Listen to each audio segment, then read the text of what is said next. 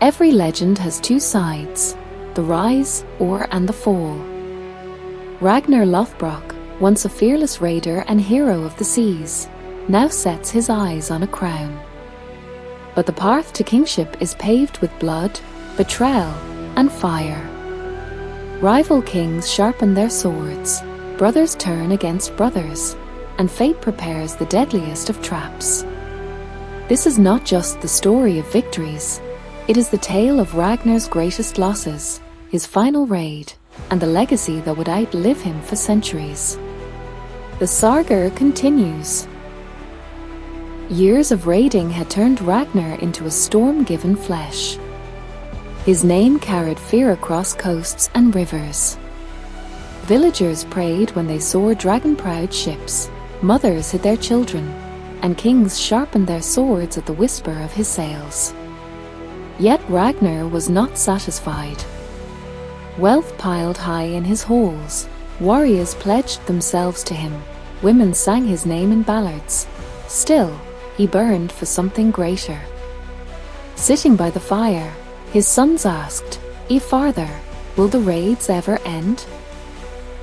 Ragnar only smiled, eyes glittering like steel in torchlight. A man does not stop when he is full. He stops when the world remembers his name. In his heart, a crown weighed heavier than all the gold of England or Francia. He wanted more than fleeting plunder.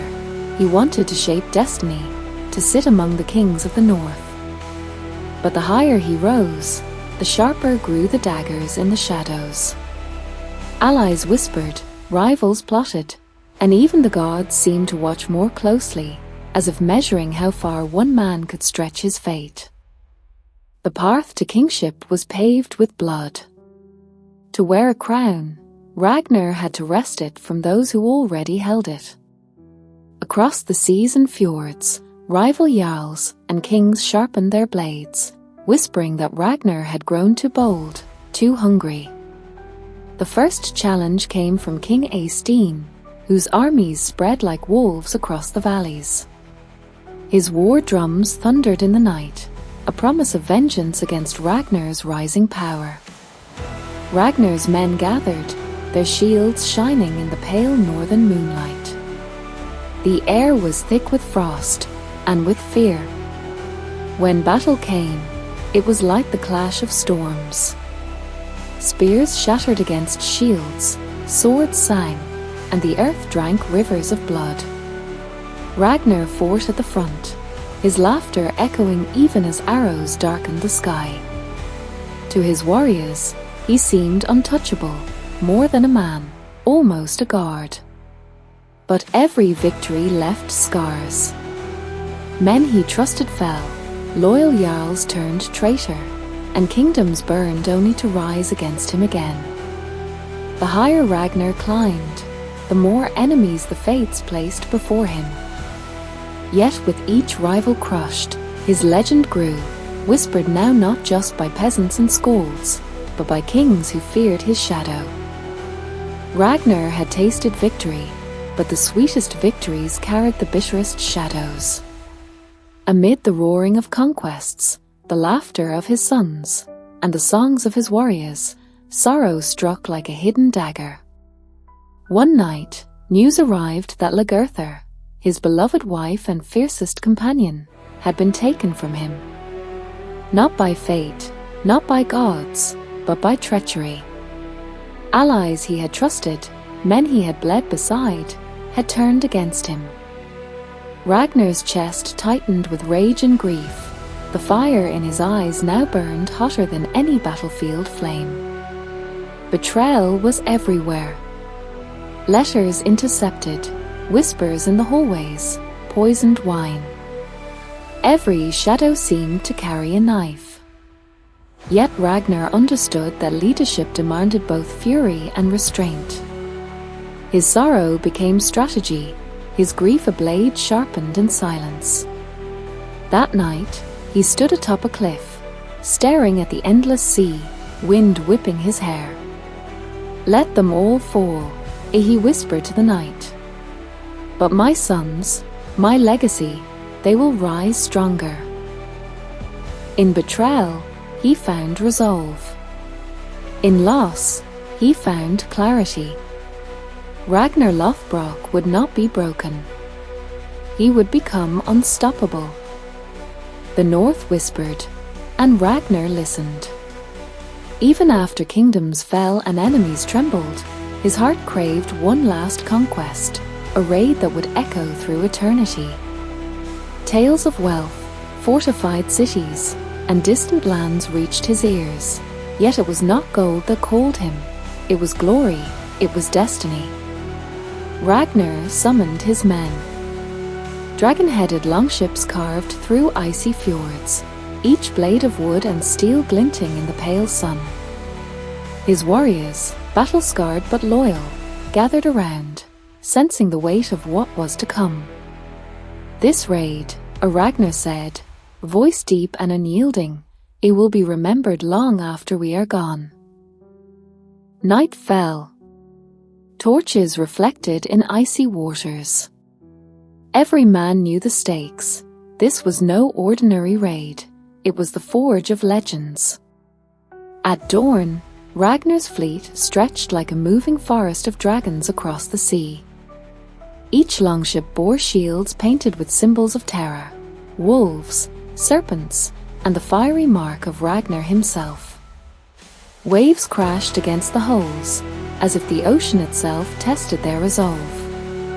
The men sang war songs, voices rising over the wind, echoing through fjords and hills. Each chant was a promise of blood, glory, and fear. Birds scattered from the rigging, sensing the coming storm. Ragnar stood at the prow of the lead ship, eyes fixed on the distant city walls, heart pounding with anticipation. Steel sharpens the soul, but courage carves history, he whispered. His warriors roared in reply, a chorus that would haunt the lands for decades. Every stroke of the oar, every clap of wave and wind, carried them closer to their destiny, toward a siege that would define Ragnar. The city loomed like a sleeping giant, its walls towering, gates barred, defenders ready. Ragnar's men advanced, shields locked, axes and spears gleaming in the morning sun. The clash began with thunderous fury.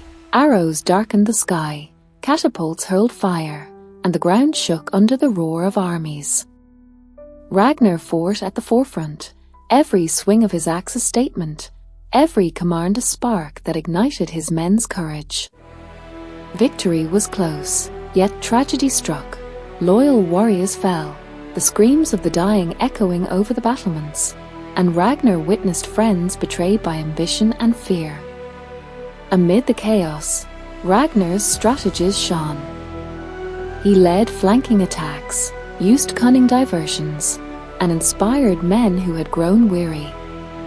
The city eventually fell, but at a cost that weighed heavily on his soul. Fire consumed homes, blood soaked the streets, and the legend of Ragnar Lothbrok was forged not only in victory, but in sacrifice. Years of battles, betrayals, and relentless ambition had taken their toll.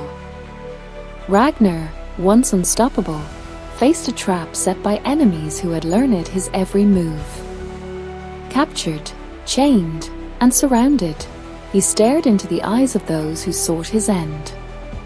Yet even in chains, his spirit burned. A man dies, yes, but his name lives on, he whispered, voice steady, echoing defiance. His fall was brutal, yet it became legend. Songs of his bravery, cunning, and fearlessness spreading faster than any army ever could. Though Ragnar was gone, his blood carried the fire forward. Bjorn, Eivor, Ub, and Hvitserk rose, each embodying a piece of their father: strength, cunning, courage, and ambition. They took up the axes, sails, and swords, seeking to honor his name and avenge his fall. Stories of their deeds intertwined with Ragnar's, proving that legends are never truly lost, they are reborn in those who carry their legacy. Villages whispered their names, enemies feared them, and the North remembered. Ragnar Lothbrok became more than a man, he became myth. His name echoed through fjords, across oceans, and into the hearts of all who dared dream of glory. Poets sang, warriors aspired, and kings feared the shadow of his memory. Even now, centuries later, the tales of his cunning, bravery, and relentless ambition inspire. From a boy with fire in his eyes to a legend whose story refuses to die, Ragnar's saga reminds all. True greatness is forged in blood, sacrifice, and the courage to defy fate.